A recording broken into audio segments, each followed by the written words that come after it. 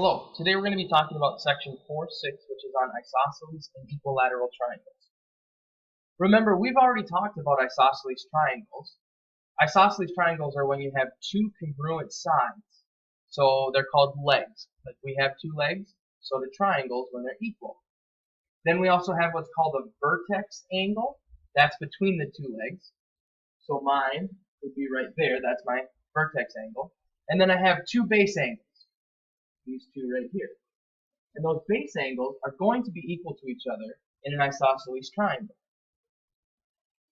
That's what theorem 410 actually says. It says that if two sides of a triangle are congruent, then the angles opposite to those sides are congruent. So essentially it's saying if we know that AC and AB are equal to each other, then angle 1 and angle 2 are going to be congruent to each other. Now the converse of the isosceles triangle theorem says the opposite. If I know that this angle 1 and angle 2 are equal to each other, then it has to be true that DE is congruent to FE. So in example 1, they ask us to find two unmarked congruent angles. Well, I can see that AC and AB are congruent to each other, which means that angle ACB is going to be congruent to angle ABC. So I'll write that. Angle ACB is congruent to angle ABC. Those would have to be congruent because the sides are congruent. Now in letter B, they say name two unmarked congruent segments. So since I know that angle B and angle C right here are congruent, that means the sides across from them are going to have to be congruent as well. So that would mean that AD is congruent to AC.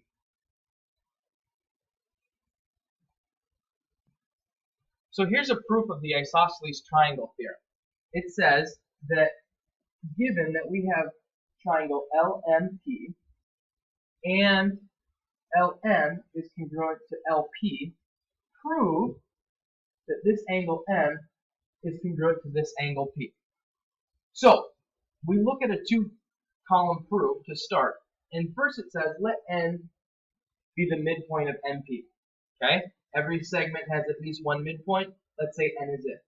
And then we can draw a line, this is my second step, from L to N. It's called an auxiliary segment. So if N is the midpoint of MP, then obviously MN and NP are going to be congruent to each other. And LN is going to be congruent to itself by the reflexive property. So if all three of those sides are congruent to each other by side, side, side postulate, the triangles are going to be congruent. And so then if you have two congruent triangles, these two congruent triangles, then obviously their corresponding angles are going to be congruent, and the CPCTC is short for congruent parts of congruent triangles are congruent.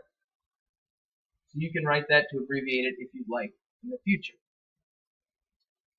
So now we can talk about equilateral triangles. Now equilateral triangles have similar properties, but a little bit different, considering equilateral triangles are when all three sides and all three angles are going to be congruent.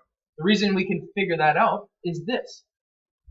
It says if angle A is the same as angle B is the same as angle C, then obviously their corresponding sides across them are going to have to be congruent as well. We can also say if we know that all three sides of a triangle are congruent, then obviously all three angles are going to have to be congruent as well. Pretty similar to the isosceles triangle theorems as well. All right, so if I look right here, it says find each method. So I know that XZ is 8 inches, XY is 8 inches, and I know that my angle right here is 60 degrees. So according to the isosceles triangle theorem, since these two sides are congruent, 8 inch and 8 inch, their angles are also going to be congruent. So to figure out what this side or what these angles are, I'm going to say in a triangle there's 180 degrees. Okay? And I have to subtract the 60 degrees of the third angle. So that's going to leave me with 120 degrees. Now, since they're both equal to each other, I can say 2x, my angle being x, 2x is equal to 120 degrees. Divide by 2, divide by 2, and that means x is going to be 60 degrees. So it means that these two angles right here are going to have to be 60 degrees as well. And so now, since we know that the measure of angle y right here is equal to 60 degrees, and all three sides are, or all three angles are 60 degrees, that means that all three sides are going to have to be 8 inches.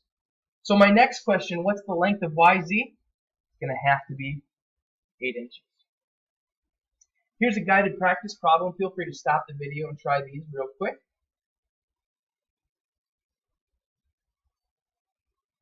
All right, our final example, example 3. Find the missing values. So, first off, I know that AB and AC are congruent because I got my little tick marks. And since I know that this AB is 3 inches, that means AC is going to be 3 inches. And I don't know what BC is right now. Okay? However, I do know that angle A and angle B are congruent. And if angle A and angle B are congruent, then their sides across from each other, which would be AC and BC, are going to have to be congruent as well. So that means that this side is going to have to be equal to 3 inches. So, if all three sides are the same, that means all three angles are going to be the same. So angle C is going to be 60 degrees. Now, how does this help us? Well, the way it helps us is that now we know what to set our variables equal to. So I know that this side right here is 2x, but I also know that 2x is going to be the same as 60 degrees. So I solve for x, and I find that x is equal to 30. Perfect. Now, to figure out y, well, our side BC, we said, has to be 3 inches. And BC was also equal to 4y minus 5 inches. So let's set them equal to each other and solve it like an algebra problem. Well, first I'm going to have to add 5 to both sides. And so over here, I get that 8 is equal to 4y. Divide by 4, divide by 4, and you see y is going to be equal